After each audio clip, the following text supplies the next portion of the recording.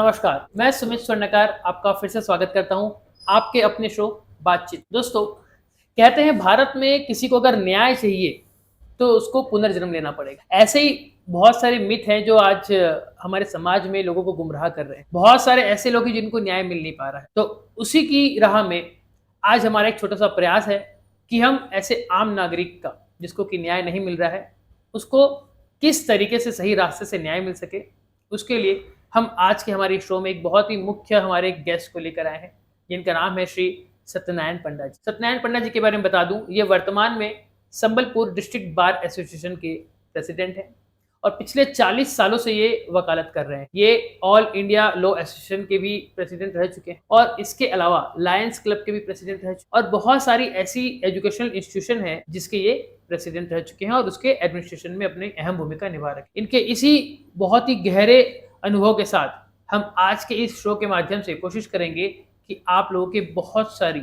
जो law related यानी कि कानून से रिलेटेड अगर आपके कुछ भी डाउट्स वगैरह हैं वो हम क्लियर कर सकेंगे। तो चलिए स्वागत करते हैं सर का। तो सर, आपका बहुत बहुत धन्यवाद, आप इतना कीमती समय निकाल कर आज हमारे इस शो में आए हैं। एंड मैं सभी से उम्मीद करता हूं कि आज का एपिसोड आपके लिए बहुत ही ज़्यादा यूजफुल होने वाला है, तो इसे प्लीज़ अपने सारे सगे संबंधियों के साथ शेयर करने में कंजूसी ना। तो सर, आपका फिर से बहुत बहुत स्वागत। तो चलिए सर, स्टार्ट करते हैं हमारा आज का सेशन। सबसे पहले बहुत सारे लोगों का एक क्वेश्चन रहता है कि अगर एक कोई वकील बनता है तो वकील बनने के लिए उसको क्या पढ़ाई करनी होती है, वो जरा बता दीजिए शॉर्टकट में। वकील बनने के लिए पहले तो एलएलबी का डिग्री करना है, लेकिन एलएलबी डिग्री खाली करने से ये वकालत हो नहीं सकता। उसमें हमको ट्रेनिंग में जाना पड़ता है। ट्रेनिंग में कोई भी सीनियर के ऑफिस में हमको अटैच होना पड़ता है। उसी में 10-12 साल लग जाता है, क्योंकि हम जो किताब में पढ़ते हैं लॉ, अब जो प्रैक्टिकली कोर्ट में जाते हैं वो डिफरेंस रहता है। तो इसीलिए कोर्ट का डेकोरम कैसे केस करना है, इसीलिए कोई भी सीनियर है उसी के ऑफिस में अटैच होना कम से कम 5-7 साल के लिए ये बहुत अनिवार्य है। सर, जैसे मैंने अभी हमारे लोगों को बताया कि वर्तमान में आप संबलपुर डिस्ट्रिक्ट बार एसोसिएशन के प्रेसिडेंट हैं। ओके। तो सर, इस प्रेसिडेंट का जो पोस्ट है बार एसोसिएशन का, इसकी क्या भूमिका होती है?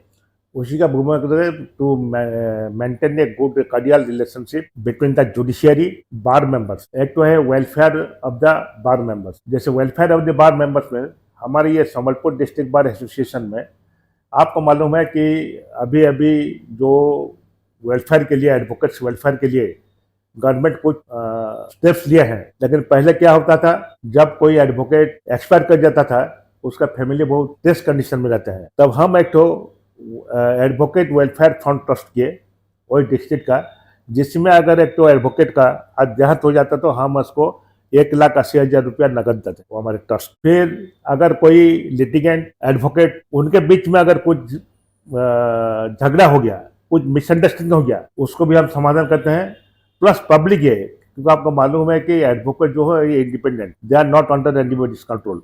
सो अभी जो पब्लिक इशू होता है, पब्लिक इशू में जब पब्लिक कॉमन इशू हो जाता है, अभी जैसे पानी का मीटर का ये था, इलेक्ट्रिसिटी का था, स्मार्ट मीटर, तो उसी में बार एसोसिएशन ने पब्लिक प्रॉब्लम को सॉल्व करने के लिए भी एक्टिव रहता है। तो सर, अब बहुत बार क्या होता है ना कि जो आम पब्लिक है, अगर उसको कुछ अपना कानूनी कुछ सेवाएं लेनी होती हैं, कुछ उसका अगर केस लड़ना होता है, तो उसको ना पता नहीं रहता कि मैं किस वकील के पास। कि एक ऐसा है, अगर आप भी कभी अगर अदालत के उस एरिया में जाएंगे ना, आप खुद कंफ्यूज हो जाएंगे, क्योंकि वहाँ हर तरफ आपको वकील वकील दिखेंगे। तो ऐसे में किस वकील को अप्रोच करें, कहाँ पर वो मिलेगा? तो क्या इसमें भी बार एसोसिएशन का कुछ भूमिका है? क्या आम नागरिक अगर बार एसोसिएशन में जाके अगर वहां पर किसी से पूछे तो क्या उसको एक सही मार्गदर्शन मिल सकता है? उसमें क्या भूमिका है? अगर एक्चुअली मैंने ट्रूली बोलने से ये नहीं हो सकता है, क्योंकि जो भी एडवोकेट के पास जाता है, कोई भी किसी के पास, वो एडवोकेट ऐसे भी है कि अभी बिना लाइसेंस में बहुत आदमी है जो लोग की कला कोट पहन लेते हैं। आपको मालूम है कि दिल्ली में अभी 65,000 ऐसे आदमी को supreme court and Delhi high court उसको पॉइंट आउट किया है, उसको लाइसेंस कर दिया है। उसी में क्या तो बोले कि नहीं हम कर देते हैं, बोलेंगे, और वो एक्चुअल उनको रास्ता नहीं दिखाता है। तो अभी क्या है, हमारे एक तो है, हर कोर्ट में है district legal aid service. Okay. वो एक तो हेल्प डेस्क है। अगर कोई भी लिटिगेंट किसी को कुछ करना है, अगर उसके पास पैसा भी नहीं है, सो वो वहाँ जाके अप्रोच करने से वहाँ से एक तो एप्लीकेशन डालेगा। एप्लीकेशन डालने के बाद उसका एक तो कमिटी है, लीगल एड कमिटी, वो फिर क्या करेंगे, उनका एक तो पैनल है एडवोकेट्स, सिलेक्टेड एडवोकेट्स, डिफरेंट जज का, जी उसी हिसाब से उसको जो चाहिए वो लोग एक तो एडवोकेट एंगेज करेंगे, वो एडवोकेट को ब्रीफ देंगे, फिर वो क्लाइंट को भेजेंगे उसके पास ताकि तुम एडवोकेट से कंसल्ट करो। जी उसका जो पैसा होता है वो पैसा हमारे डिस्ट्रिक्ट लीगल एड सर्विस के तरफ से कुछ ऑनरेरियम वो एडवोकेट को दिया जाता है। ओके तो उसी में अभी क्या है, डिस्ट्रिक्ट लीगल एड सर्विस जो है, आप देखेंगे कोर्ट में ये बड़ा बड़ा बैनर लगा है। तो कोई अगर लिटिगेंट किसी को कौन सा वकील को देना है कुछ को मालूम नहीं तो उसको वहीं जाके अप्रोच करना। ओके, ये आपने बहुत ही एक अच्छी एक बात हमको बताई, जानकारी दी।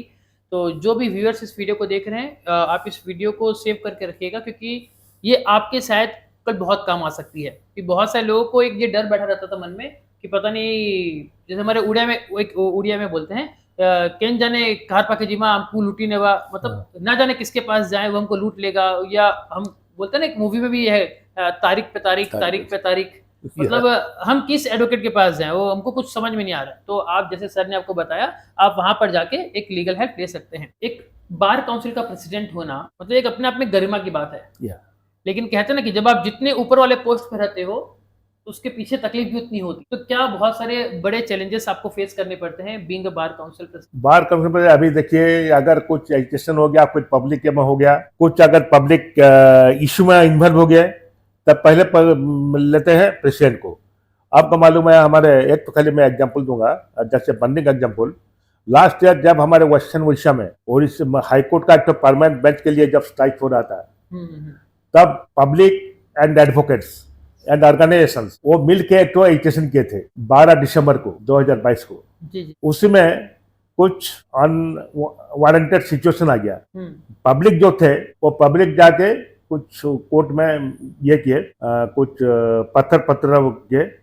उसके बाद ये एक हो गया कि बार एसोसिएशन का जो प्रेसिडेंट थे, उसी टाइम में जो प्रेसिडेंट थे, अच्छा, हमारे सुरेश चंद्र मिश्रा जी, उसी टाइम में जो थे सेक्रेटरी हमारे प्रदीप बहिदार, ऐसे करके जितना बार एसोसिएशन का president, secretary and executive members, उन सबको पुलिस अरेस्ट कर लिया। ऐसा न्यूज में आया था, मैं आपसे पूछने वाला था इसके बारे में।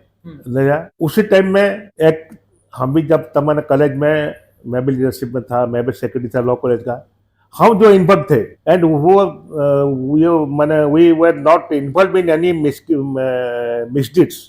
ये वीडियो देख के वहां हमको देख के हमको भी, and at last the police administration put pressure on me and I was in outside Calcutta, and the police administration put pressure on me, yeah, unless you come and you surrender, then we will start the civil arrest.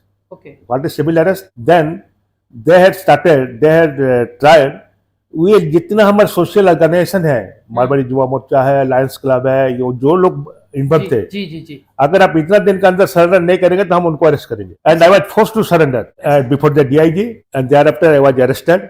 And we had 30 members, junior and seniors, were arrested and forwarded to the behind the bar. ये शायद ओडिशा की history में I think पहली बार हुआ है कि किसी advocate लोगों को इतनी बड़े लेवल पे अरेस्ट किया गया हो। Yes, it was a political year. अभी जो आपका, इसमें तो पॉलिटिक्स नहीं लाना है, अभी जो आपका जो रूलिंग पार्टी का जो अभी जो हार गया इलेक्शन में, क्यों? Because they were at that time under their pressure, some influenced person of the political party and the then administration, okay, bureaucrats, they made a plan इसको डिफस्ट करने के लिए। तो वही दिक्कत बहुत होता है, क्योंकि मुझे जहां तक याद आ रहा है, if I am not wrong, कि उस समय मैंने भी न्यूज में देखा था कि सुप्रीम कोर्ट ने आदेश दिया है कि ये जो संबलपुर एरिया में जैसा जो हो रहा है उसके लिए एडवोकेट लोगों को अरेस्ट किया जाए। नहीं, अभी क्या है, इसी में भी जो है, हम खाली जो पुलिस, आजकल का जो पुलिस एडमिनिस्ट्रेशन है, ये पुलिस एडमिनिस्ट्रेशन उनको ना लॉ मालूम है ना हाउ। उसी टाइम में क्या होता है, आपका एक तो हमारे कानून में है प्रिवेंटिव एक्शन जी, 107, 144, सो 144 अगर आप डिक्लेयर कर देंगे उस एरिया में, 4 से ज्यादा आदमी रहेंगे नहीं, that is a preventive law. जिसे हम कर्फ्यू बोलते हैं, आम भाषा में कर्फ्यू बोलते हैं। नो कर्फ्यू, जब कर्फ्यू एनी टाइम तुमने within the curfew period if you go out then the police has the power to shot at sight. Okay, but it is 144 means in a particular area 4 से ज्यादा आदमी वहां जमा नहीं हो सकते, कोई मीटिंग कर नहीं सकते। अच्छा, एक 107 है, 107 जो प्रिवेंटिव एक्शन है, अभी जैसे इलेक्शन में किए थे, मैक्सिमम पॉलिटिकल वर्कर को 107 में नोटिस कर दिए। 107 नोटिस जो होता है उसी में अगर रीडर्स लोगों को 107 नोटिस का सर्विस हो जाता है तो they have to give in writing in the court that will not do such things and if we do such thing तो इतना रुपया हम बाद में फॉरफिट करेंगे। Okay so this are the preventive. लेकिन ये लोग क्या किए, ये लोग उसको देखते नहीं है। अभी आप मेरा नॉलेज में जो है मैं 1000 पॉलिटिकल वर्कर लोगों का 107 में अपेयर किया हूं मैं। सर वर्तमान में हमारे संबलपुर डिस्ट्रिक्ट में जो कानूनन व्यवस्था है उसको आप किस तरीके से देख रहे हैं? क्या उसमें लूपहोल्स है और कैसे उसको हम काम करके उसको ठीक कर सकते नहीं, संबलपुर अभी जैसा है, अभी जितना जुडिशियरी है और अभी वो लोग जो आ रहे हैं डिस्ट्रिक्ट, ये सब डिपेंड करता है डिस्ट्रिक्ट जुडिशियरी, डिस्ट्रिक्ट जज के ऊपर। अभी हमारे डिस्ट्रिक्ट में हम जो देखते हैं और अभी बहुत स्मूथ चलता है। एक तकलीफ होता है इसमें delay of disposal of cases. ये तो सर पूरे भारत का ही सिचुएशन है। भारत का उसी में, लेकिन अभी जैसे हो गया है, अभी हमारे यहाँ जुडिशरी में जो है, पहले क्या होता है, पहले एक तो हम क्रिमिनल केस करते थे, एक तो गवाही को क्रॉस करते थे, उसके बाद हम सर्टिफाइड का भी मांगते थे at the cost of the litigant. उसको लेकर फिर नेक्स्ट विटनेस के लिए प्रिपेयर होते थे। बट अभी एक हो गया हमारे यहाँ डिस्ट्रिक्ट में जो होता है, जिसी दिन गवाही हो गया उसी दिन उसका कॉपी फ्री ऑफ कॉस्ट में रेफरेंस के लिए पार्टी को दिया जाएगा, उसका एडवोकेट को दिया जाएगा। और अभी जो है डिस्ट्रिक्ट लेवल में ये लोग भी, डिस्ट्रिक्ट में जितना जुडिशियल ऑफिसर्स है, they are trying to dispose of the cases as earliest as possible lower court में। और ये लोअर कोर्ट में ही होता है, ऊपर कोर्ट में नहीं होता है। सर पिछले एक साल में अगर हम बात करें स्पेसिफिकली, तो क्या ऐसे कुछ नए इनिशिएटिव लिए गए हैं इन कानून व्यवस्था को और ज्यादा स्मूथ करने के लिए? नहीं, कानून व्यवस्था को स्मूथ करने के माने अभी क्या है, जैसे अभी ये कोविड के बाद, अभी आपका के बाद बोल सकते हैं, हाँ, वर्चुअल हो गया, वर्चुअल मोड में हम अभी भी जो हम पहले हाईकोर्ट को भेजते थे, अभी हम यहाँ संबलपुर में एक तो हमारे कोर्ट में एक तो हाईकोर्ट का सेल है, उसी में सब लगा हुआ है, उसी में हाईकोर्ट का 2 ऑफिसर्स रहते हैं, वो लोग हेल्प करते हैं। तो अभी ये चीज हम यहाँ से था मैंने संबलपुर से रह के भी हाईकोर्ट में फाइल कर सकते हैं, वहीं से हम रिलीफ ज्यादा हमको मिलता है, जल्दी मिलता है। हाँ, आपका काफी समय तो बच जा रहा है ना ट्रैवलिंग में? नहीं, वो तो बच जाता है। फिर अब पहले क्या होता है कि एक तो हाईकोर्ट में अगर केस है हम यहाँ से भेज देंगे, लेकिन पार्टी का भी इतना फाइनेंशियली वो इतना कैपेसिटी नहीं होती कि हर डेट में हम मैंने एडवोकेट को भेजने के लिए उसका टीए दे के, तो हम जब वहाँ भेजते हैं कोई भी हमारे एसोसिएट को, वहाँ एडवोकेट को एंगेज करते हैं, तब भी वो उसी का हिसाब से करता है, क्या करते हैं हमको मालूम नहीं होता है। बट अभी जो है, अभी हम यहाँ से फाइल करते हैं, उसी में से हमको मैसेज आ जाता है कि इतना तारीख को आपका केस है, उसी टाइम में हम कोर्ट में हाजिर रहते हैं और मोबाइल या ये में हम हमारा जो आर्गुमेंट है प्लेस करके हम रिलीफ देते हैं। बढ़िया, ये तो बहुत एक अच्छा स्टेप है, बढ़ते भारत के बढ़ते कदम। ये अच्छा इनिशिएटिव है ताकि जल्दी से जल्दी लोगों को न्याय मिले। राइट। सर मेरा इसमें एक क्वेश्चन है, आपने बोला था कि 144 जहाँ पर लोगों को एक साथ 4 से ज्यादा लोगों को इकट्ठा होने से रोका जाता है कि वो मीटिंग ना करें। आज के टाइम में लोग ऑनलाइन जुड़ जाते हैं, अगर किसी को मीटिंग करनी है ना, वो ऑनलाइन आकर 100, 1000, लाखों लोग एक साथ मीटिंग कर सकते हैं। क्या इसके ऊपर 144 अप्लाई होगा? नहीं, उसके ऊपर नहीं होगा 144। क्यों, किसके ऊपर करेगा? वो जो है एक तो नोटिफिकेशन होता है, फिजिकली होना चाहिए ना, एक तो नोटिफिकेशन होता है कि ये एरिया में 144 हो गया। ओके, समझ लीजिए ये जो गोलबाजार चौक, अगर गोलबाजार चौक में कुछ ये हुआ, स्ट्राइक हुआ, तो वो लोग करे गोलबाजार चौक में ये 144 ये हो गया। तो गोलबाजार चौक हो जाने से और लक्ष्मी टक्की चौक भी आएगा नहीं उसमें, और ये जो हमारा शक्ति चौक है ये भी आएगा नहीं। That will be confined only to Golbazar Chowk. और इसमें जो ऑनलाइन में जो मीटिंग करते हैं, ये तो सारा माने कंट्री का लोग करते हैं, कहाँ कहाँ करेंगे। इसी के लिए अगर उनका मैंने साइबर लॉ में अगर कुछ लाएंगे, then it can be possible. तो हम उस केस में ऐसे कर सकते हैं कि जैसे डिस्ट्रिक्ट एडमिनिस्ट्रेशन के पास से पावर होता है कि उस एरिया का इंटरनेट ही कार्ड, तो वो ज्वाइन ही नहीं कर पाएंगे meeting. Right, that can B. Okay, आपकी जर्नी में सर आप लॉ आप करेंगे, कभी आपने सोचा था? किस चीज ने आपको ऐसा इंस्पायर किया कि मुझे लॉ फील्ड में जाना चाहिए? मैं जब लॉ कॉलेज में था, पहले तो मैं पीजी किया हूँ या एमकॉम में, उसके बाद सालेपुर में मुझे अपॉइंटमेंट भी मिला था। उसी टाइम में कॉमर्स में बहुत कम स्टूडेंट्स थे जी। हमारे यहाँ 26 सीट्स था, हम 12 स्टूडेंट्स थे। हम वहाँ से कंप्लीट किए, उसके बाद साथ ही साथ हमको लेक्चरशिप मिल गया। हम था सालेपुर में, आई सर्व इन सालेपुर फॉर 2 months। ओके, वहाँ से आ गया। उसके बाद यूनिवर्सिटी में, बैंक में, ये सब में हम इंटरव्यू दिए। और उसी टाइम में इतना जॉब का कंपटीशन नहीं था, जी जी जी, आजकल तो कट थ्रोट बहुत कंपटीशन है उसमें निकलते हैं। लेकिन मेरे जो पिताजी थे वो फॉरेस्ट अफसर थे, ओके। वो जब देखे और वो जो जाके उनका जो दोस्त लोग हैं हाई कोर्ट का एडवोकेट, उनको देखे कि वो लोग इंडिपेंडेंट है। जब मैं सर्विस के लिए गया तो मुझे मना किया, मुझे कि नहीं, you are having a good reputation and good relationship with the public, public में तुम्हारा ये है, so you go for this profession. हम है 6 भाई, सब तो सर्विस करेंगे, कोई इंजीनियर है, एक भाई हमारा नेवी में नावल ऑफिसर है, सब बाहर जाएंगे, but here somebody should be there जी तो लुक आफ्टर अस। अब वो कि जो तुम्हारे जो पब्लिक किया है, पब्लिक एसेसिबिलिटी है, संबलपुर में कोई रिकॉग्निशन है, जी संबलपुर में तुम रह गए हो, so you must start practice. Then मैं हमारे लेट नारायण पंडा, वो एक सीनियर क्रिमिनल लॉयर है संबलपुर में, अभी एक्सपायर कर गए हैं, उनका ऑफिस में मैं 12 साल उनका जूनियर के हिसाब से मैं प्रैक्टिस किया, तब जाके ये स्टेज में पहुंचा हूँ। तो it's a long long journey. या होता है ना कि सूरज की तरह चमकना सब चाहते हैं, तो उसके लिए आपको जलना भी पड़ेगा उसी लेवल पे। लेकिन आजकल ये नहीं होता है। आजकल आप देखिए आज पास के लिए वो जो ज्यादातर तो हो गया, वो जो 5% टिकटेड पोस्ट कर दिए, वो कीस फीस ये करके नशा करके वो लोग चले गए हाँ आपका कॉर्पोरेट सर्विस में हाँ एम्प्लॉयमेंट। बाकी जो है जो 3 इयर्स कोर्स के संबलपुर यूनिवर्सिटी के, उन लोग को प्रैक्टिस के लिए उनका इंटरेस्ट नहीं है। आज के यूथ में सर पेशेंस खत्म हो गया। पैसेस खत्म हो गया। वो लोग क्या करते हैं, कोर्ट में आज जाएंगे, 2 तो एफिडेविट हो गया, एक तो रजिस्ट्रेशन हो गया, एक तो म्यूटेशन हो गया, अच्छा। उसी में वो लोग रह गए। वो लोग उसमें रहते हैं, उसी में वो लोग जाके कोर्ट में प्रैक्टिस नहीं करते। एक्चुअली जो में प्रैक्टिस है, ये जो है आपका देखिए, जैसे एक तो सैलरी लिखना है, हाँ ये पहले डिडाइटर लोग थे। हाँ डिडाइटर लोग को लाइसेंस मिलता था डिस्ट्रिक्ट एडमिनिस्ट्रेशन से, जी डिस्ट्रिक्ट जज से, वो लोग को लाइसेंस मिलता था, वो लोग लेखनकार बोलते थे उसी टाइम में। लेखनकार जी। लेकिन अभी आप देखेंगे, अब अभी जो आप देखेंगे, ये जो आपका जूनियर एडवोकेट जितना है, जितना फ्रेशर्स है, वो 1-2 साल में गाड़ी मोटर बहुत कर लेते हैं, जिसके लिए हमको 12-15 साल लगता था। वो इजी मनी। जी सो वंस अगर they run after the easy money, then एक लीगल प्रैक्टिस कर नहीं सकते, कि किसी को वो लोग लीगल एडवाइस दे नहीं सकते। हाँ, ये एक प्रॉब्लम है। अभी आप तो प्रैक्टिसिंग एडवोकेट पास आप जाएंगे, अगर आपको कुछ जमीन खरीदना है, हाँ हम भी पहले से बातचीत कब किए थे हम्म, कि how to avoid this land fraud.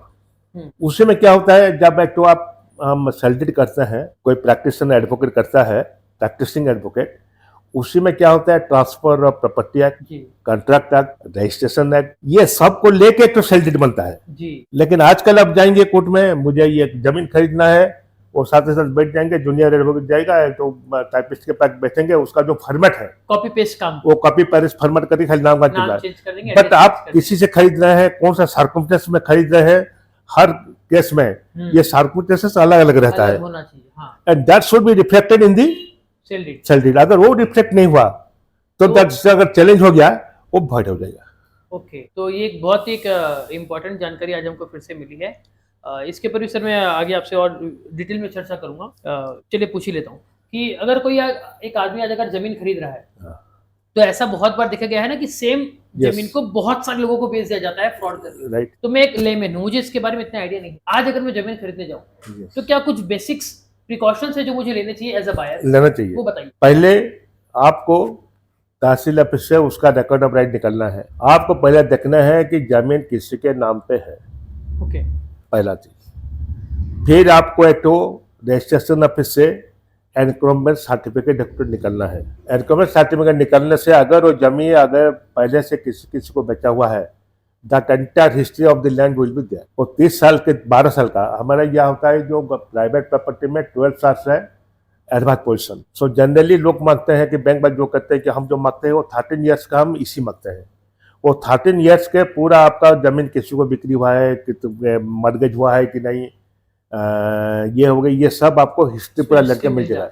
So first उसी को देख के, उसी के बाद अगर आप खुद डाउट है, समझिए जॉइंट प्रॉपर्टी, उसी के बाद मेरे हिसाब से आपको एक तो पेपर में नोटिफिकेशन देना है कि ये मौजा में ये खाता नंबर, प्लॉट नंबर हम खरीदने जा रहे हैं। उसी में अगर किसी को कोई आपत्ति है, ऑब्जेक्शन है, जी देन मैं raise this objection within this date in this address. Okay तो उसी में अगर ये जो आपका डबल ट्रिपल जो सेलिंग हो जाता है, उसी में अगर कोई पहले से खरीद लिया है, वो बच सकता वो फाइल करेगा कि नहीं हम ये इतना साल में खरीद लिए हैं, फिर you decide whether you purchase that land और not. Okay so it is fundamental ये है, अगर जब ये लैंड स्कैम से और ये फर्जी से बचना है तो these are the some okay. Primary principles. तो सर जैसे आपने बोला कि आपके कोर्ट में एक सेक्शन है जो लोगों की हेल्प करता है, जस्ट लाइक हेल्प, तो क्या लैंड रिलेटेड इश्यूज के लिए भी कोई ऐसा हेल्प डेस्क है किसी के पास? नहीं, that is only for civil cases. Okay. माने कोर्ट, अभी जो ये केस है, केस भी दो तीन प्रकार, रेवेन्यू केसेस होता है, सिविल केस अगर टाइटल के ऊपर सेल डीड के ऊपर कुछ आएगा तो that can be in the civil court and that you can get this facility. लेकिन रेवेन्यू कोर्ट जो है, अभी म्यूटेशन में आपका जमीन है, मैं फर्जरी करके मैं मेरा नाम में म्यूटेशन कर लिया, तो इसीलिए आपको फिर सिविल कोर्ट में जाना पड़ेगा। ओके।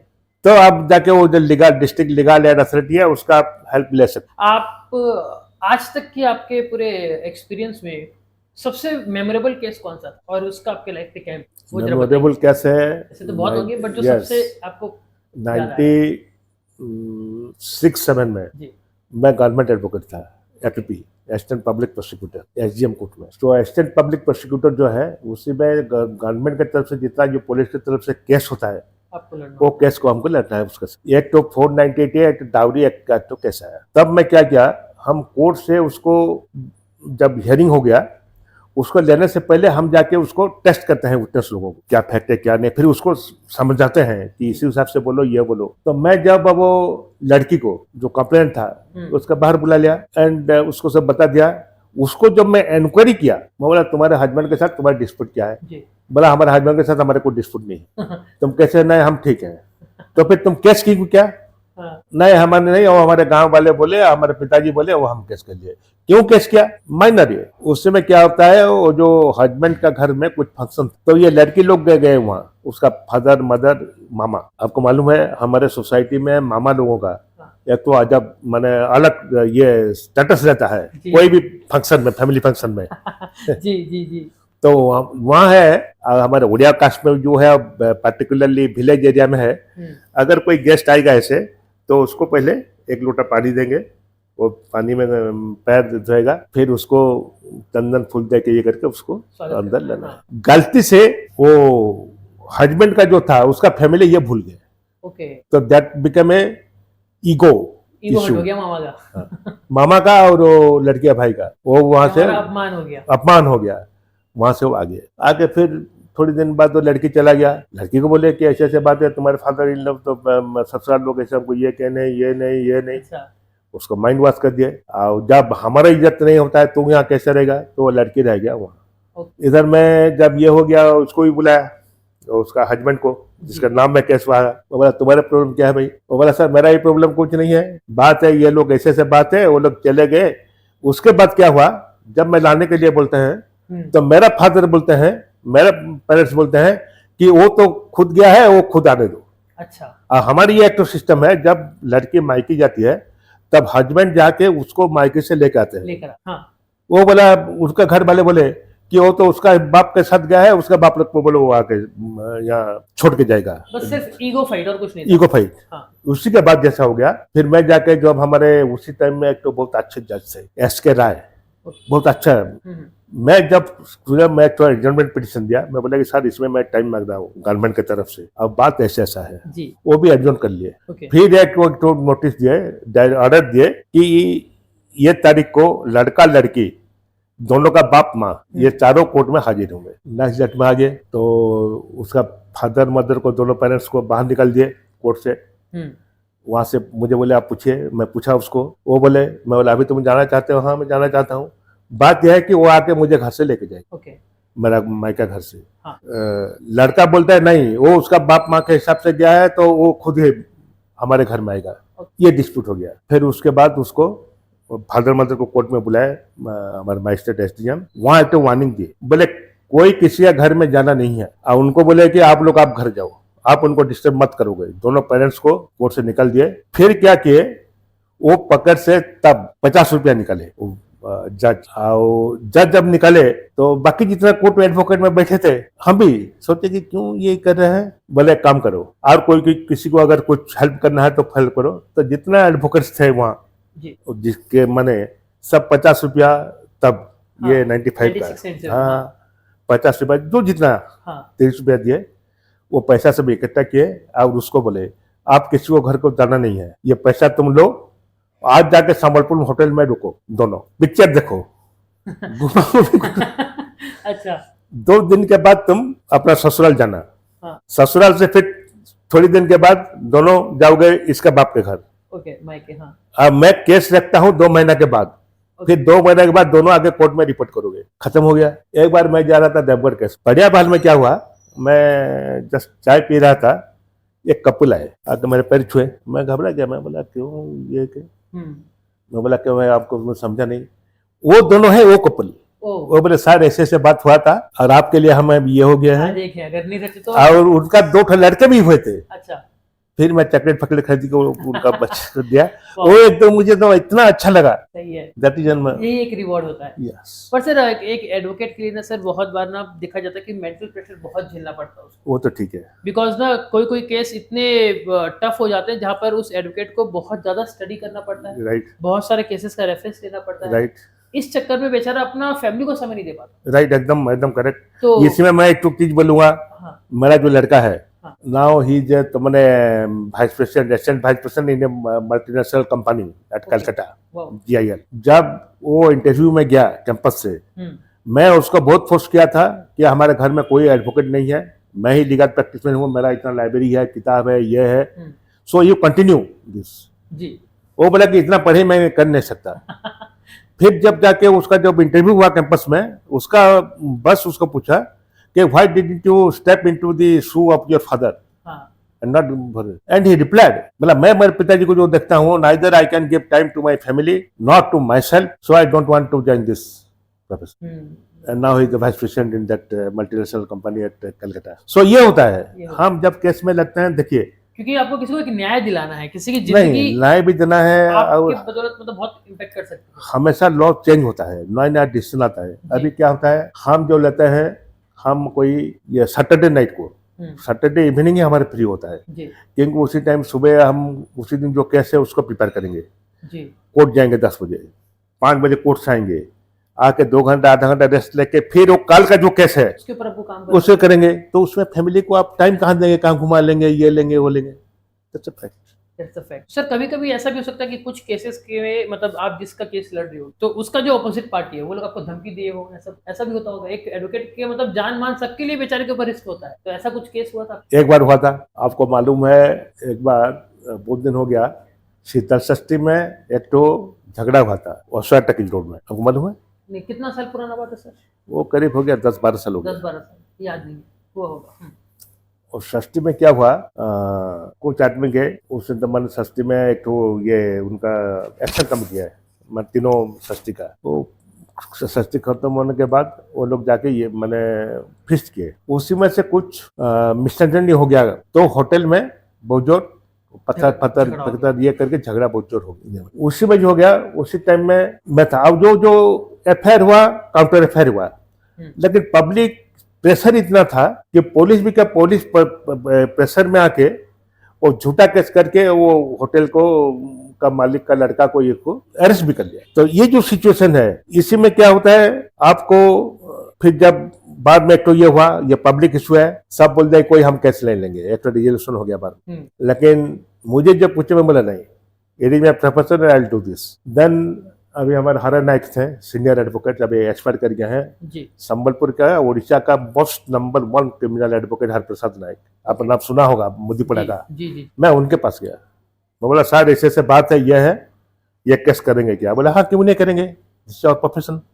बेल पिटिशन डाल दिए। 2-3 दिन बाद मैं कोर्ट में, वो जो साइकिल स्टैंड पर खड़ा था, वो हमारे 2-3 बुजुर्ग लोग, उनके साथ बहुत अच्छा ये है, उनको भी मैं दादा बोलता हूँ, ये बोलता हूँ, वो मुझे बोले देखो बाबली, मेरा निकनेम है बाबली, और संबलपुर में हमको बाबली के हिसाब से बहुत जानते हैं। मुझे बाबली, ये जो है ये पब्लिक इशू है, सारे पब्लिक एक तरफ है, वो होटल वाला एक तरफ है, तुम उसके तरफ से कर रहे हो, कल क्या होगा क्या नहीं पब्लिक इसमें, तो इसलिए तुमको इसमें नहीं इन्वॉल्व होना नहीं चाहिए। होना चाहिए। हाँ, मैं उनको बोल दिया, मतलब ये हमारा प्रोफेशन है, और आप जिसको बोलते हैं कि पब्लिक ये करेंगे उसी में से जितना है उनका, और मेरा भी एक तो है, मैं क्रिमिनल केस जो करता हूँ मैक्सिमम लोगों का जिसको देखता हूँ कि मैं वो जरा वेवर हो रहा है उसका मैं फ्री में करता हूँ, और उसको बोलता हूँ एक बार ये केस से निकल जाने के बाद तुझे और दूसरा केस तुझे नहीं आना चाहिए।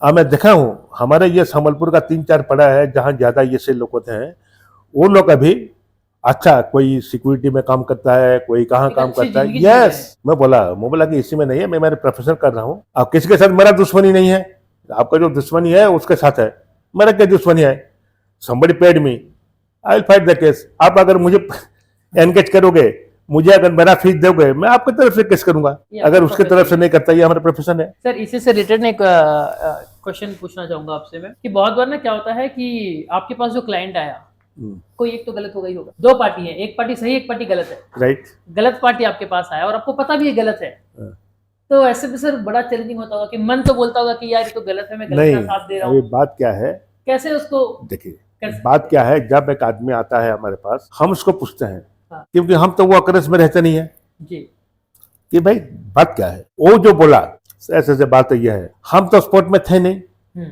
तो हम उसको बिलीव करेंगे, उसका बात को बिलीव करेंगे कि ये ठीक बोल रहा है, दूसरा पार्टी जो है वो गलत है, क्योंकि उसको हम सब उसको पूछने के बाद तो उसी हिसाब से हम जब तो वो जो हमको इंस्ट्रक्शन देता है उसी इंस्ट्रक्शन को सच समझ के हम कोर्ट में उसका केस लड़ते हैं। बस लेकिन आपको नहीं लगता आगे चल के जब हम एक केस की प्रोसीडिंग्स में हैं कहीं ना कहीं आपको पता चल जाता है कि यार मेरा जो क्लाइंट है ये गलत है, तो ऐसे में क्या ये मेरा अपना है कि उसी एडवोकेट को खुद से स्टेप बैक कर लेना चाहिए?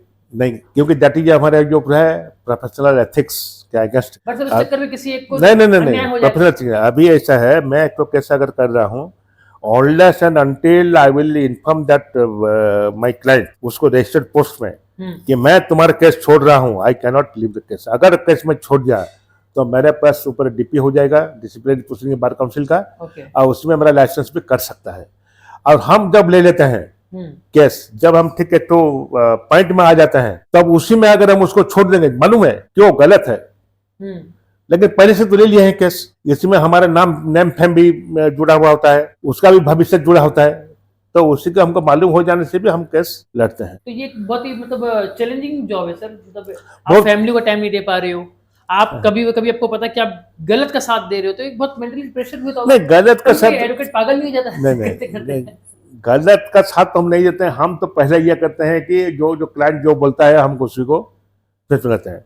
अभी एक तो आपको बोलता हूँ, एक तो मर्डर केस हुआ था ये फार्म रोड में, एक आदमी को, वो भी एक तो नोटिस ये था, हिस्ट्री सीटर, उसको 3 आदमी बैठ के लड़का, वो ज्यादा उनका से कितना 22 से 23 साल के अंदर स्टेप करके उसको मार दिया रात। वो पूरा शाम को 7:30 बजे वो जो आपका संजीवनी हॉस्पिटल के सामने है, विदिन 48 आवर्स पुलिस उसको अरेस्ट कर लिया। उसके बाद वो लोग घूम के मेरे पास आए, आई डिफेंडेड द केस, मैं उसको डिफेंड किया, मैं मेरे हिसाब से केस ये किया, वो केस में भी वो लोग एक्विटल हो गए, खलास भी हो गए।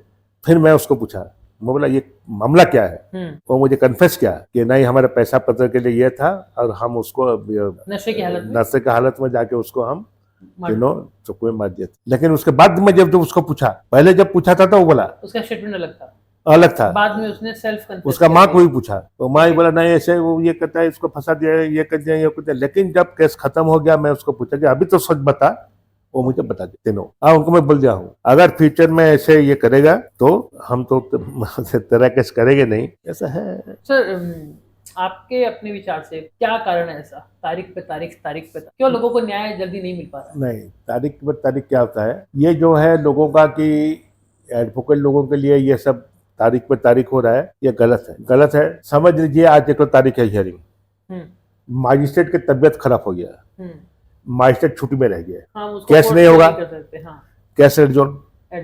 अगर और एक दिन जो एडवोकेट है वो एडवोकेट का घर में कुछ मिसहैप हो गया, समझ ले कोई ये हो गया, तो कुछ तो 10 दिन 12 दिन के लिए, तो 15 दिन के लिए कम से कम तो बाहर निकलने से करता है ना, उसी में एडजस्टमेंट हो गया। अब ये जो है इसी में हम भी दूसरा एडवोकेट हो जाने से भी ये पर्सनल केस में हम उसको कभी ऑब्जेक्शन नहीं करते हैं। ये परसों क्या हुआ, फिर अगर समझ लीजिए कोई क्लाइंट का हियरिंग है, उसको कुछ डॉक्यूमेंट लाने के लिए बोले हैं, वो बीमार पड़ गया, वो बोला कि नहीं सर मैं बीमार पड़ गया, मैं जा नहीं सकता। तो सर आज से अगर हम स्टैटिस्टिक्स देखें ना, तो the number of pending cases are very, मतलब बहुत ज्यादा है। यस। तो आपका अपना एक्सपीरियंस, आप 40 साल से इस फील्ड में हो, आपका एक्सपीरियंस ये बताइए कि ऐसा हम क्या उपाय करें कि केस बहुत जल्दी रिजॉल्व हो, जो नंबर ऑफ पेंडेंसी है वो जल्दी से खत्म हो। बहुत जल्दी है। अभी जब आपका हमारे जो प्रेसिडेंट ऑफ इंडिया जी द्रौपदी मुर्मू जी, जी जी जी एक तो कॉन्फ्रेंस हुआ था, आपको याद होगा, दिल्ली में। वहाँ सुप्रीम कोर्ट, ये सब हाई कोर्ट का जजेस थे, ये भी थे। जी वहाँ बात हुआ कि जेल बढ़ाने के बाद वो बोले कि जेल क्यों बढ़ाएंगे, क्यों खर्चा करेंगे, वाई। अभी क्यों हम देखेंगे कि जेल में जितना आदमी है वो लोग जाके जेल से बाहर निकल के इंडिपेंडेंट उनका लाइफ ये करेंगे। Okay, we should look that हम जेल नहीं करके, जेल तैयार नहीं करके उसको ये करना चाहिए हमको। हाँ और इसी में क्या होता है, जो आपका केस लोअर जुडिशरी में, हमारा डिस्ट्रिक्ट कोर्ट, ये कोर्ट में तो केस तो जल्दी होता है, लेकिन आपका देखेगा हायर जुडिशरी में केस पेंडिंग है, डिले होता है, वही होता है कि वहाँ जजेस कमती है, ये आदमी माने बहुत आपका क्या बोलते हैं, केसेस बहुत हो जाता है, जजेस कमती है, उनको टाइम नहीं है। हमारे यहाँ एक तो अगर 10 तो बेल हो गया, डिस्ट्रिक्ट हो गया, तो डिस्ट्रिक्ट या 10 तो बेल खत्म करने के बाद ही वो दूसरा काम देखेंगे। लेकिन हाईकोर्ट में क्या होता है, वो डिपेंड्स अपन दी जज। अगर 5 सुनने के बाद वो बोलेंगे नहीं आओ मैं नहीं सुनूंगा, तो हो गया, और उनको कोई कुछ बोल नहीं सकता। इसी में डिले डिस्पोजल होता है केसेस। सर आपका एक्सपीरियंस से बताइए कि जो लॉ सिस्टम है उसको और ज्यादा कैसे हम ट्रांसपेरेंट कर सकते हैं कि जो जनरल पब्लिक है ना, उसको ये फील ना आए कि भैया मुझे अननेसेसरी एक्सप्लॉइट किया जा रहा है। एक ऐसी भी धारणा होती है बहुत सारे लोगों की, उनको ये बोलते भैया कोर्ट कचहरी से दूरी रहो, वरना वो लोग आपको ऐसे उलझा देंगे, आपका घर बार सब बिक जाएगा। ये उनकी एक धारणा है। कहीं ना कहीं उसके पीछे ये कारण है कि जो हमारा जुडिशियल सिस्टम है वो उतना ज्यादा ट्रांसपेरेंट नहीं है जितना होना। तो आपके अनुभव से हम ऐसे क्या कर सकते हैं कि पब्लिक जो है उसका ये डर खत्म हो और लॉ और ज्यादा ट्रांसपेरेंट हो। अभी बात है, देखिए ये जो बात बोले आप, जिसके पास पैसा है, एक तो समझ लीजिए गरीब आदमी है, जिसका जमीन कोई एक तो पैसा वाला आदमी ले लिया है, अभी जब केस आ जाता है जी और पैसा वाला जब उसके पास पैसा है, वो गवाही खरीद सकता है, गवाही वो क्रिएट कर सकता है, लेकिन ये गरीब लोग ये क्या करेगा। अब कोर्ट में जो होता है, कोर्ट का बोलते हैं कि कोर्ट डिपेंशन, तमने उसका इसे आप देखेंगे पट्टी चढ़ा होगा, उसमें कोर्ट गवाही के ऊपर जाता है, एविडेंस के ऊपर जाता है, ओनली एविडेंस जात पात नहीं देखता होगी। तो उसमें अगर वो जो जितना जिसके पास जो बाहुबली है या मनी यह है, वो अगर खरीद लिया 4-5 विटनेस, तो वहीं पर गेम ओवर हो गया। ये बेचारा करेगा क्या, ये कितना लड़ेगा केस। एक चीज और बताइए सर कि बहुत बार हमने ऐसा देखा है ना कि अगर किसी को पुलिस ने अरेस्ट कर लिया तो वेरी नेक्स्ट स्टेप हम क्या करते हैं, उसका बेल निकलवाने के लिए जाते। कभी कभी क्या होता है कि अगर उसको अरेस्ट किया गया सैटरडे को, तो फिर सैटरडे को आपका कोर्ट बंद रहेगा, संडे कोर्ट बंद रहेगा, मंडे तक आपको जेल में रहना पड़ेगा, फिर आपकी बेल होगी। ऐसा होता है। बट कभी कभी भारत के हिस्ट्री में हमने ऐसा भी देखा है कि देर रात 12 बजे सुप्रीम कोर्ट तक खुलवा के वो मतलब ना अपना काम करवाए हुए हैं। तो कहाँ लूपहोल रह गई? नहीं, नहीं, लॉ तो सबके लिए सेम होना चाहिए। अभी सबके लिए सम है। अभी बात है, अगर आइन के हिसाब से अगर पुलिस किसी को अरेस्ट करता है तो वो विद इन 24 आवर्स के अंदर वो मजिस्ट्रेट के सामने उसको प्रोड्यूस करेगा। उसके बाद मजिस्ट्रेट डिसाइड करेगा कि उसको रिमांड में भेजना है, जेल में भेजना है, पुलिस को भेजना है या उसको बेल देना है। ये लोग क्या कहते हैं, और ये जो ट्रांसपेरेंसी ज्यादा होना चाहिए इन्वेस्टिगेटिंग एजेंसी, माने ये जो पुलिस के ऊपर, समझिए मैं तो इन्फ्लुएंस पर्सन हूँ, मैं आपके नाम में तो केस दे दिया, आपको बुला लिए, मालूम है कि मेरा गलती मेरा है, आपको लेके वहां 2 घंटा बैठा दिए, वो लोग क्या देखेंगे, आपको जैसे बोले कि आज सैटरडे है, कल संडे है, परसों मंडे है, वो लोग दिखाएंगे अरेस्ट मंडे को, संडे को। ओके। तो 24 आवर्स का मंडे को वो लोग आपको मैंने कोर्ट में ये करेंगे। वो लोग कभी भी, कोई भी पुलिस ऑफिसर जब अरेस्ट दिखाता है, वो एग्जैक्ट टाइम नहीं लगता है, वो जाकर उसका बैठता है, इधर उधर घुमाता है, ये करता है। अगर उसके साथ सेटिंग नहीं होता है तब वो उसको कोर्ट में फॉरवर्ड करते हैं। और ये जितना भी होता है, ये सब इन्वेस्टिगेटिंग एजेंसी और जो पुलिस ये है, उनको नाकामी से। सर एक आम पब्लिक के पास इसके लिए अपना क्या प्रोटेक्शन है, वो कैसे इसी से बच सकता है? अगर समझ लीजिए कोई किसी को पुलिस अरेस्ट कर लिया, घर से उठा के ले लिया, वो बोला नहीं कि मैं अरेस्ट किया हूँ, इन्वेस्टिगेशन के लिए दे रहा हूँ। अगर 5 दिन उसको लेके रख दिया, जी ना उसको अरेस्ट किया, क्या किया, तब आप क्या कर सकते हैं, 97 में एक पिटीशन एसडीओ कोर्ट में डाल सकते हैं सीआरपीसी में कि वो ये आज तो स्टेशन से बाहर निकलने के बाद ही कर पाओगे ना। नहीं नहीं नहीं, वो नहीं, उसका मैंने रिलेटिव्स अच्छा they can file A case before the SDM, मतलब मैंने अननेसेसरी उसको रिटेन करके रखे हुए हैं, हाँ उसको ले लिया है, ये he क्या should है, be free। आप उसको बोलो कि उसको लाके कोर्ट में प्रोड्यूस करेगा, हम्म, तो कोर्ट वो सुनाने के बाद फिर कोर्ट बोले उसको लाके कोर्ट में प्रोड्यूस करो, तब जाके कोर्ट में जब प्रोड्यूस करते हैं। नहीं तो आजकल क्या होता है, ये लोग अरेस्ट कर लेते हैं, ये थाना वो थाना लेते हैं, घर के लोग उसको ढूंढते रहते हैं कि कहाँ कोई रखे, उसको मालूम नहीं होता है। अब ये जो है, ये पुलिस डिपार्टमेंट में नहीं होना चाहिए। एक आदमी को तुम ले लिए, जी उसको इन्वेस्टिगेशन करो, लेकिन हाँ सुप्रीम कोर्ट भी बोले आप अगर किसी आदमी को लेते हो तो उसका घर वाले को पहले आप फोन में खबर दोगे, जी उसी के बाद जाकर अरेस्ट करोगे तो घर वालों के खबर दोगे।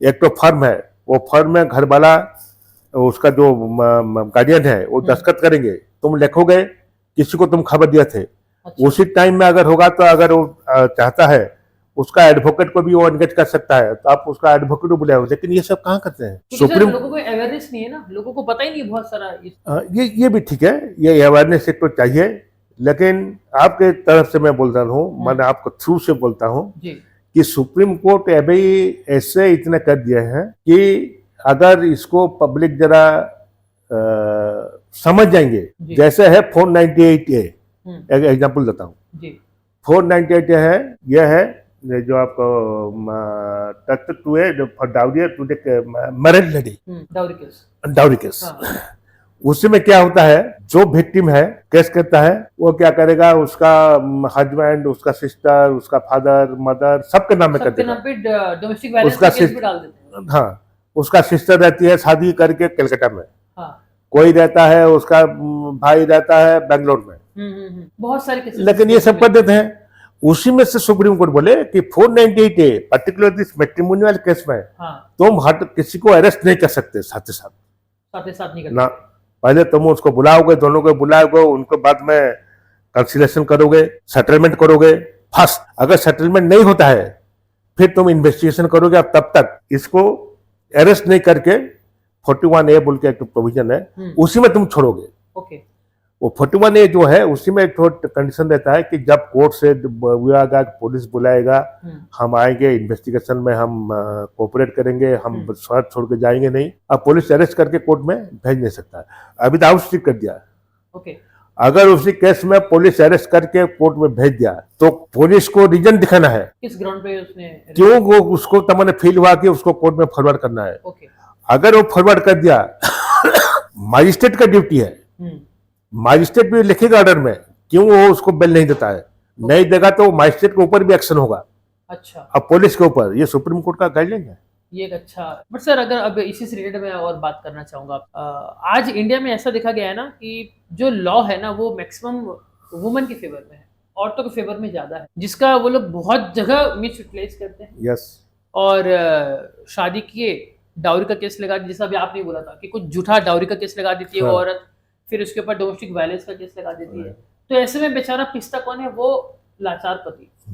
तो ऐसे में क्या प्रिकॉशंस है, क्या सेफगार्ड्स है उस पति के लिए कि वो उससे बच सके। क्योंकि इसमें एक और चीज ऐड करना चाहूंगा कि जब डाउरी वाला केस जब ये सब स्टार्ट हो जाता है, कुछ ही समय बाद हमारा कानून ऐसा है कि वो उस वुमेन को मेंटेनेंस के लिए एलिजिबल कर देता है। तो बेचारा पति कमाता है, दिन रात मेहनत करता है, और उसमें से कुछ पैसा उसको, जो भी उसका एक कैलकुलेशन होता है, उसमें से उसको पैसा अपनी वाइफ को भेजना पड़ता है। फॉर एग्जाम्पल एक हस्बैंड लाख रुपया कमा रहा है तो वाइफ को 50,000 उसको हर महीना देना पड़ता है। तो ऐसा क्यों, वैसे में वो आदमी कैसे बच। बहुत ही सीरियस इशू है और बहुत बर्निंग इशू तो है।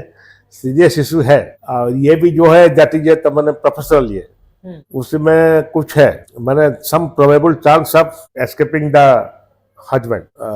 जैसा है समझ लीजिए, एस का वाइफ चला गया घर में झगड़ा लग के, and you are apprehending that she will lodge a report before the police और in the court under DPR करिए 5-7 दिन के बाद। अच्छा, वहां कोर्ट क्या दिखेगा, what is the duty of the husband, husband क्या क्या है। उसी टाइम में अगर हस्बैंड उसका जो चिट्ठी लिखेगा कि ऐसे ऐसे बात है, ये है, तुम इसमें छोटा मोटा ये में तुम गलत ये फहमी में तुम मायके चले गए, अब तुम मायके से आ जाओ, कि बोलो तुमको हम कितना कब जाके ले आएंगे। वो अगर एक चिट्ठी दे देगा लड़की के पास, नहीं तो उसको अच्छा नोटिस देगा कि ये तुम घर छोड़ के चले गए थे और ऐसा कुछ बात नहीं है, तुम आ जाओ, हम फिर के साथ रहेंगे। Notice act. अगर नोटिस दे के भी नहीं आया, फिर एक तो डाइवोर्स तो मैं नहीं बोलूंगा, सेक्शन 9 में रेस्टिट्यूशन कंजुगल रेस्ट, कि मेरे वाइफ ऐसे चला गया है, उसको मैं साथ में रहना चाहता हूँ, उसको डायरेक्शन दीजिए कि वो आके मेरे साथ रहेगा। ओके। इतना अगर कर लिए, जब कोर्ट में आपको ये हो गया तो आप बता सकते हैं कि नहीं, मैं उसको लाने के लिए ये सब क्या हूँ, but she didn't turn up. और ये आइन भी वही बोला 125 में कि जब अगर प्रूफ हो जाएगा कि वाइफ उसका खुद का विश में, उसका इच्छा के हिसाब से वो अगर हस्बैंड को छोड़ के चला गया, then she will not entitle for any maintenance. ये भी है, खाली प्रूफ करना है कि वो हमारे कुछ भी ये नहीं होने के, वो उसका मर्जी से वो छोड़ के चला गया। उसके बाद हम उसको रिपीटेडली चाहते हैं कि उसको साथ में लाने के लिए, लेकिन वो आई नहीं। तो उसी में जो अगर डिजास्टर प्रूफ हो गया लड़की का, तो she will not entitle for element. ये सब ये करना पड़ता है। बट सर, व्हाट इफ कि अगर लड़की पहले से खुद एक केस इनिशिएट कर दे और बार बार लड़के को परेशान करे, जैसे मैंने बोला तारीख पे तारीख, कुछ न कुछ डिफरेंट, आज इतने सारे एक्ट हैं हमारे इंडिया में, बहुत सारे एक्ट के तहत उसको ऊपर कुछ कुछ ऑफेंस लगा दिया गया। आज इस ऑफेंस के लिए हेयरिंग है आपकी, कल उस ऑफेंस के लिए हेयरिंग है, तो ऐसे में बेचारा तो मेंटल प्रेशर से मर जाएगा वो उधर। लेकिन क्या करेंगे, हमारे कानून का व्यवस्था ऐसा है, जो लोग कानून करते हैं वो लोग ये सब सोचते नहीं है। एक्चुअली कानून कौन बनाना चाहिए? कानून बनाने के लिए प्रैक्टिसिंग एडवोकेट होना चाहिए, हाँ, जो ग्राउंड लेवल पे जो ग्राउंड लेवल में काम करते हैं, जजेस होना चाहिए, जुडिशियल ऑफिसर होना चाहिए, जो लोग कोर्ट में डेली करते हैं। ये नहीं करके एक तो तुम्हारा IAS ऑफिसर, एक तो OS ऑफिसर, उसको करते कम से लोग क्या मालूम है, उनके पास बुकिश नॉलेज, और जो जितना पढ़ेंगे किताब से उतना ही करेंगे। ये सब होता है। मैं जैसे पक्सो का बोला आपको पहले से, पक्सो एक्ट हुआ निर्भया से, तो उसी में क्या है, उसी में सरकार भी पुलिस भी उसका पल्ला झाड़ दिए जी। अभी जो मैं बोला कि ये सब तमने पक्सो एक्ट तमने 99% ये सब फल्स होता है पैसा के लिए। अभी आपका minister, law minister, last ministry का वो बोल भी दिए बैक टू प्रेस कॉन्फ्रेंस में उड़ीसा का कि ये जो पक्सो केस होता है, ये पक्सो केस माने गलत होता है, ये फॉल्स होता है। उसी में वो जो कंसर्न सरकारी वकील है, थर्ड पार्टी है, ये लोग को ये मिली भगत है, और जहाँ पैसा मिलता है ऊपर से, वहां तो फॉल्स केस होगा ही होगा। पर सर, व्हाट इफ अगर हस्बैंड को पता है, मतलब सीन इज वाइफ गलत से क्लेम कर रखी है, only to harass the family of the husband and only for the sake of money, कि भाई मेरे को इतना पैसा दे दो, बट जब कुछ एक्चुअल में कुछ डोमेस्टिक वायलेंस हुआ ही नहीं, तो ऐसे में हस्बैंड भी उसको मेंटेनेंस क्यों देगा? और अगर वो मेंटेनेंस ना दे तो क्या हो सकता है? देखिए, ये जो है, मैं जो पहले बोला, ये लोग जो आइन करते हैं वो लोग ये सब सोचते नहीं है। अभी आप डोमेस्टिक वायलेंस के बोले, सेक्शन 12 में डोमेस्टिक वायलेंस का एलिगेशन आप कर सकते हैं। सेक्शन 23 में और 12 के साथ एक पिटिशन अगर एफिडेविट फाइल करेंगे without hearing the other party husband, उसको कुछ नहीं पूछ के कोर्ट क्या करेगा, एक तो मेंटेनेंस दे देगा। उसको पूछेगा नहीं उसका इनकम क्या है, कुछ नहीं। 23 में अगर लड़की एक तो एफिडेविट डाल दिया, तो वो क्या कहेगा, इंटरिम मेंटेनेंस के लिए 5,000 जितना का एक तो अमाउंट कर देगा। वो अमाउंट करके फिर उसका अलर्ट भेज देगा पुलिस के पास, कंसर्न पुलिस के पास, इसको तुम इम्प्लीमेंट करो बोल। तो ये जो है, आप अगर दूसरा पार्टी को सुनेंगे नहीं, अगर इनजस्टिस हुआ, अभी एक तो लेबर है, वो लेबर कमाता है 500 रुपया तक महीने में, उसका आता है 15,000, 15,000 भरे। अगर इसमें ये लोग नहीं देखेंगे कि उसका सोर्स ऑफ इनकम क्या है, उसका क्या है, अगर इसमें बोल दिया कि नहीं तुम 10,000 महीना में उसको दो इंटरिम, वो कहां से लेगा? इसलिए भी उसको अवॉइड करने के लिए सुप्रीम कोर्ट एक गाइडलाइन अभी किया है, अगर कोई भी मेंटेनेंस क्लेम करता है तो एक तो एफिडेविट देगा कोर्ट में। कौन देगा? Both party. अच्छा, उसी में बोथ पार्टी डिक्लेयर करेंगे उसका प्रॉपर्टी क्या है, उनका इनकम, उसका खुद का इनकम क्या है, उसका लास्ट बैंक बैलेंस 3 साल का देंगे। उसी को देख के कोर्ट डिसाइड करेगा कि कितना रीजनेबल होना चाहिए, उसी हिसाब से ऑर्डर करेगा। और ये जब तक नहीं होगा तब तक मेंटेनेंस अलाउ नहीं होगा। यह है।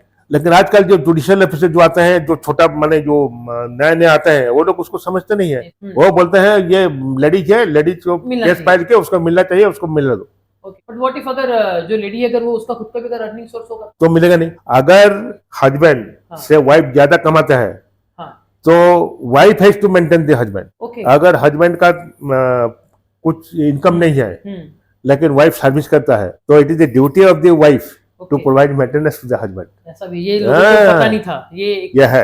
अच्छा अच्छा। तो सर इसमें मेंटेनेंस को डिसाइड कौन कर रहा है, किस ग्राउंड पे हो रहा है, इसको हम चैलेंज नहीं कर सकते? लेट सपोज वाइफ बोल दी कि 1 लाख रुपया दो, नहीं, उसमें क्या होता है, हस्बैंड बोलेगा नहीं दूंगा, तो क्या नहीं इसको नहीं, कैलकुलेट चैलेंज कैसे कर कर सकते हैं क्या, ये मेंटेनेंस, हाँ मेंटेनेंस का तो ये है, सुप्रीम कोर्ट ने कुछ गाइडलाइन किए हैं, जी उसमें क्या होगा कि अभी जितना हस्बैंड का इनकम है, हाँ आइदर उसका सैलरी स्लिप हाँ या उसका कुछ डॉक्यूमेंट की इनकम टैक्स इसमें देख के ओके उसका 25% ओके वो देना पड़ेगा, मैक्सिमम, मैक्सिमम है वो। Okay, that is a reasonable 25%, क्योंकि उसी में वो खाली हस्बैंड वाइफ को देखने से नहीं होगा, हस्बैंड का जो है अपना उसका भी है, ये है, उसका उसका अपना फादर family है, है, मदर है, उसका भाई है, बहन है, उनको भी मेंटेन करना पड़ेगा, खाली ये नहीं कि तो उसका वाइफ को जी, मेंटेन करेगा। but 25% the maximum. Maximum, And what is the minimum? Minimum कुछ मिनिमम कुछ मिनिमम वो ये देख के उसका इनकम देख के, अगर एक तो कोई लेबर क्लास है तो उसको देख उसी हिसाब से करेंगे।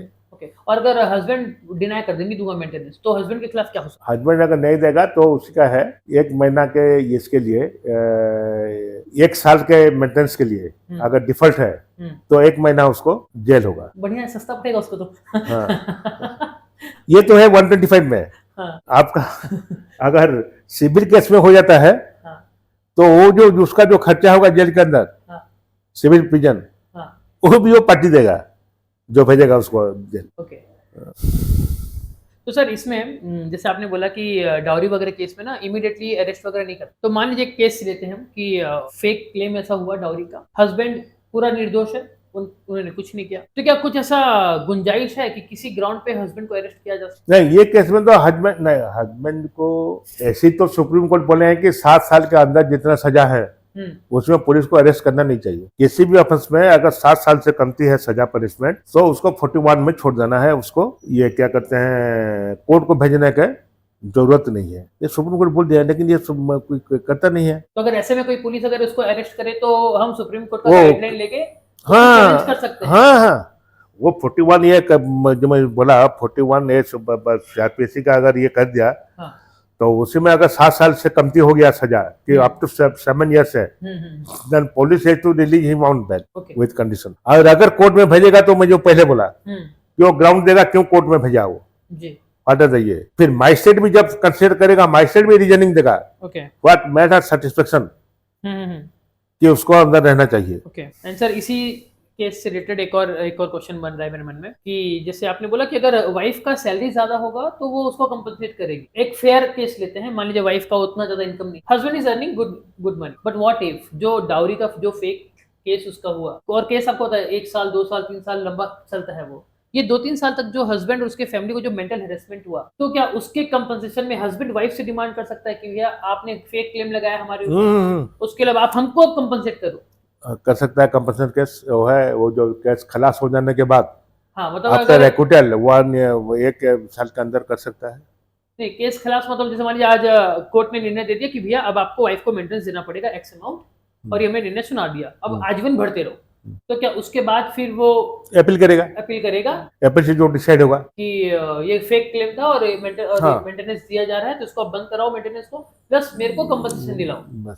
आज का जमाना सर बहुत ज्यादा ना एडवांस्ड होते जा रहा है इन टर्म्स ऑफ टेक्नोलॉजी। आप भी देख रहे हैं आजकल बहुत सारे एआई भी आ जा रहे हैं, आर्टिफिशियल इंटेलिजेंस आ जा रही है, उनमें से एक बहुत पॉपुलर एग्जांपल लेता हूं मैं, चैट जीपीटी। तो उसमें क्या होता है ना, आप अपना केस सिनेरियो वगैरह डाल देते हो तो वो आपको एक अच्छा सजेशन देता है कि आपको क्या क्या करना है। तो क्या लग रहा है आपको फ्यूचर में जो एडवोकेट का जो प्रोफेशन है, क्या उसको ऐसे टेक्नोलॉजी रिप्लेस कर देगी, क्या खत्म हो जाएंगे एडवोकेट? नहीं, टेक्नोलॉजी रिप्लेस नहीं कर सकता है। Technology and human mind two different thing. आप टेक्नोलॉजी जो बोलते हैं उसी में आप कुछ डाटा फीड करेंगे तो जाके उसको एनालिसिस करके उसका रिजल्ट देगा। आप ये करेंगे कोई माने प्रिसाइज आपको करना है, एक वैसे लिखे उसको शॉर्टकट में करना है, आप जो क्या चार्ट बोले जो वहां कर देंगे, वो एकदम अच्छा लैंग्वेज में करके देता है, करके दे देगा, होता है।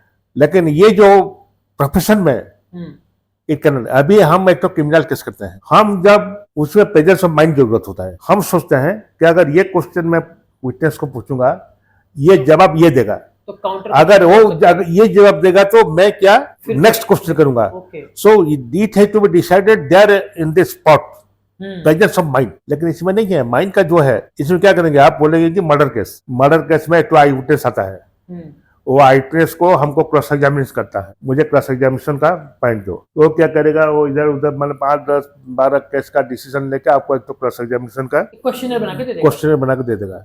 लेकिन आप जो केस कर रहे हैं उसके सर्कमस्टेंस के साथ ये जो सर्कमस्टेंस और वो जो क्वेश्चन दिया है, वो जो क्वेश्चन दिया है, वो क्वेश्चन का जो आंसर देगा उसका नेक्स्ट क्वेश्चन क्या होगा तो ये दे नहीं सकता। हाँ, नेक्स्ट हो तो ऑन ग्राउंड होता होगा। हाँ, तो यहाँ पर वो उतना इफेक्टिव नहीं हो पाएगा। नहीं हो पाएगा। यस, टू सम एक्सटेंट वो हेल्पफुल हो सकता है, हाँ, हेल्पफुल सकता है, रिप्लेस नहीं कर सकता। नहीं, नो। अभी जैसा है, हम अगर किसी केस में डिसीजन ढूंढते हैं तो हमको करने से हमको बड़ा बड़ा जो जर्नल है, किताब, आपको पढ़ना पड़ेगा, उसको पढ़ना पड़ता है, उसको ढूंढना पड़ता है। हाँ। लेकिन अभी ये जो हो गया, आप गूगल में जाओ, वहाँ हमका भाष्य हमका ये कर देगा, छात्र से ऊपर निकल जाता है। तो उसमें क्या होता है, हम देखेंगे कि ये 1988 सीएलटी में है, हम सीधा वो किताब निकाल लेते हैं, हमको ढूंढना नहीं पड़ता है। असिस्टेंट हो गया आपका वो। हाँ, स्कैन हो जाएगा, हम उसको यूज कर सकते हैं अपने हिसाब से, राइट, बट वो रिप्लेस नहीं करेगा। ओके, बात करें सर केसेस वगैरह की, तो कंज्यूमर केस इन दिनों काफी ज्यादा पॉपुलर हो रहा है। मैं आपको संबलपुर का ही 2 एग्जांपल बता रहा हूँ। एक केस हुआ था हमारा रेलवे स्टेशन का, जो पार्किंग वाला है वहाँ का एक कंज्यूमर केस हुआ था।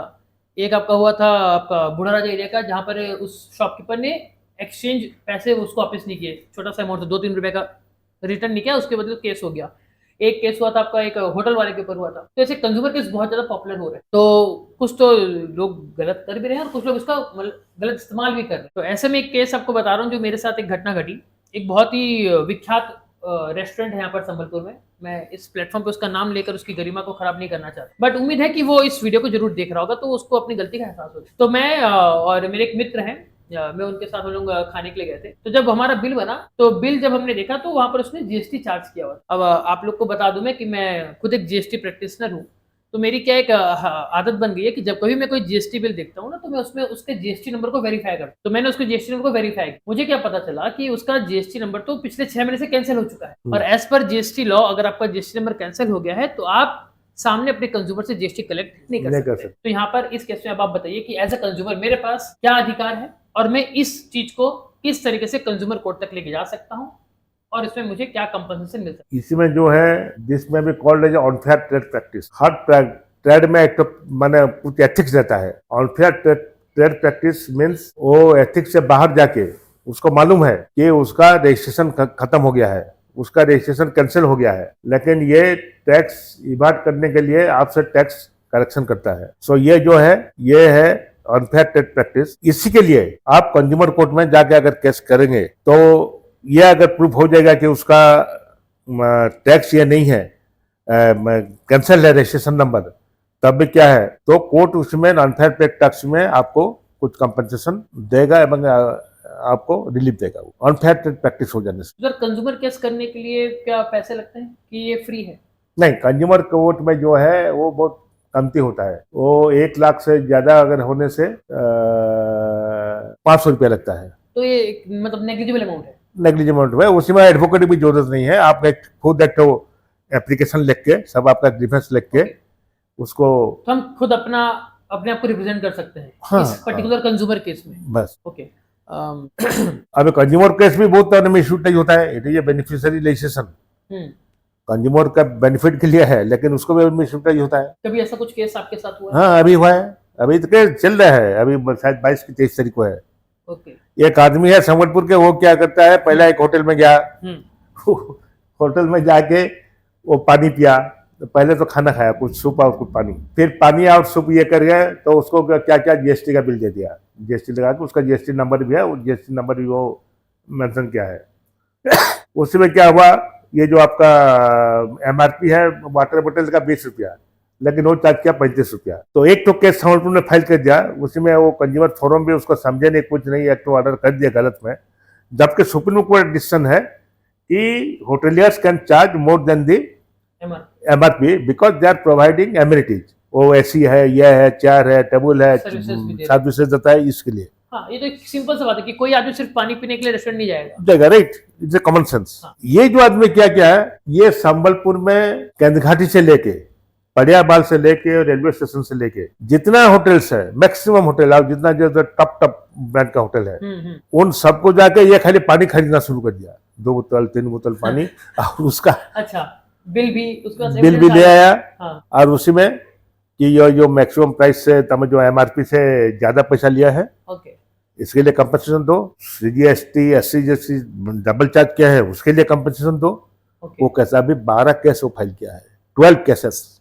ओके क्योंकि उसने देख लिया ना, एक केस हम जीत गए, एक केस में उसको काफी अच्छा मल्टी बेनिफिट बस मिल गया, तो उसने उसको अपना प्रोफेशन बना लिया कि ये उसी में कंज्यूमर फोरम का हाँ हाँ हाँ जो प्रेसिडेंट है, जो मेंबर्स है, जो डिसाइड करते हैं हाँ उनको उसका भी कॉग्निजेंस लेना चाहिए। अगर वो उसको ये करना था, अगर वो क्या बोलते हैं लेसन सिखाना था, हाँ एक ही केस में करके, एक तो कोर्ट में करके, एक तो होटल के अगेंस्ट में करके उसको फ्लैश कर सकता था। हाँ लेकिन ये नहीं है कि एक केस में मिल गया तो 12 होटल से 12 ये 12 खाली तुम पैसे घूम मिल घूम के जाएंगे। घूम घूम के कलेक्शन करोगे। ओके और उसमें ऐसा भी हो सकता है, हम्म अगर आप मेरा दोस्त है, आप होटल में गए खाना खाए, मैं बोला भाई तू होटल में गया था ना, यहाँ गया था, कितना पैसा तेरा बिल है? हाँ बिल है, तेरा बिल मुझे दे दे।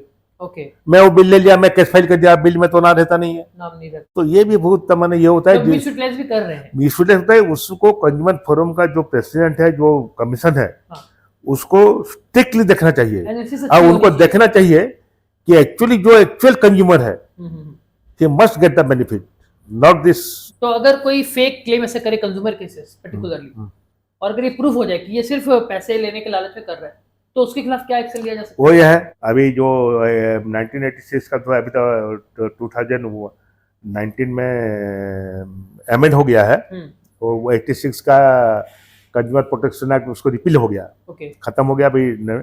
उसी में था वैक्सेस प्रोसीडिंग, उसमें स्पेसिफिक था वैक्सेस। अगर कोई गलत ये में ये करे फाइल करेगा, अगर केस फॉल्स हो गया तो वो भी उसको अपोजिट पार्टी को उसको भी कंपनसेशन उसको भी देना पड़ेगा। ओके लेकिन अभी जो नया कर दिए, ये जो 2019 में जो किया उसमें स्पेसिफिक नहीं किया, लेकिन दिया है तो पार्टी को ये करके वो कास्ट कंपनसेशन दे सकता है। लेकिन उसमें तो स्पेसिफिक प्रोविजन था, वैक्सेस प्रोसीडिंग में शी विल बी पेनलाइज, तो प्रोविजन है। सर वैसे तो अपने पास बहुत ढेरों क्वेश्चन है लॉ रिलेटेड, बट समय हमारे पास बहुत ठीक, कम है।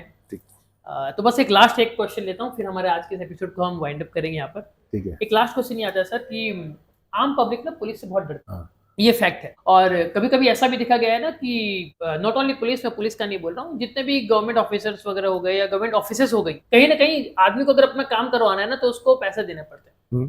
तो व्हाट इफ अगर कोई ऐसा पर्सन, मैं किसी पर्टिकुलर पुलिस के ऊपर कुछ कमेंट नहीं कर रहा, बस एक केस रखना चाह रहा हूँ, तो प्लीज केस तक ही इसको समझिएगा, इसको कोई आप पर्सनली मत लीजिएगा। व्हाट इफ अगर कोई पुलिस वाला अगर किसी से कोई ब्राइबरी डिमांड, या कोई ऑफिसर लेवल पे कोई पर्सन है वो उससे कुछ ब्राइबरी डिमांड करे कि आप पैसे दो आपके, तो ऐसे में हम उसके खिलाफ कहाँ जा सकते हैं, कैसे अपने आप को? वह बिजनेस डिपार्टमेंट है, विजिलेंस डिपार्टमेंट। बट अगर आपका काम नहीं होता है, कोई आपका ऑफिसर बोला कि आप ये 10,000 रुपया देने से भी आपका क्या काम होगा, तो उसको जब आप ये करेंगे, अगर फोर्स करता है तो टाइम लेके जाके बिजनेस कोर्ट में आप तो एफ देंगे कि ये मेरा काम है और ये इसके लिए 10,000 रुपया डिमांड करता है।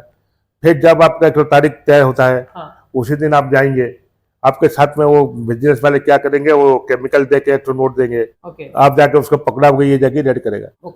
लिखना भी चाहिए सुपीरियर अथॉरिटी को, लेकिन अगर पनिशमेंट देना है तो this is the procedure. But sir लोगों को डर लगता, आम आदमी को डर लगता कि अगर मैं किसी पुलिस के खिलाफ ऐसे कर दूं तो कल पुलिस वाला मेरे को जेल में डाल देगा, पुलिस वाला मेरे को आके डराएगा धमकाएगा।